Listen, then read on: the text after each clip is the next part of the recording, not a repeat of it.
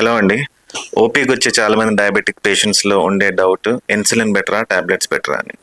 జనరల్గా ఇన్సులిన్ అన్నది type 1 diabetic పేషెంట్స్కి, ప్రెగ్నెన్సీలో వచ్చే డయాబెటీస్ అంటే జెస్టేషనల్ డయాబెటీస్కి, లాడా అంటే 1.5 డయాబెటీస్కి, లేదా లివర్ ప్రాబ్లం అన్నా కిడ్నీ ప్రాబ్లం ఉన్నా వాళ్ళకి ఇన్సులిన్ అన్నది ఖచ్చితంగా ఇస్తాం. ఇన్సులిన్ ఒకటి గ్రోత్ హార్మోన్ కాబట్టి మీ బాడీలో వాటర్ అండ్ ఫ్యాట్ అక్యుములేషన్ ఎక్కువ ఉంటుంది. రెండో సైడ్ ఎఫెక్ట్ కొన్నిసార్లు ఎక్కువ ఎక్కువ రోజులు ఇన్సులిన్ తీసుకోవడం వల్ల హార్ట్ బ్లాక్స్ అనేవి రావచ్చు.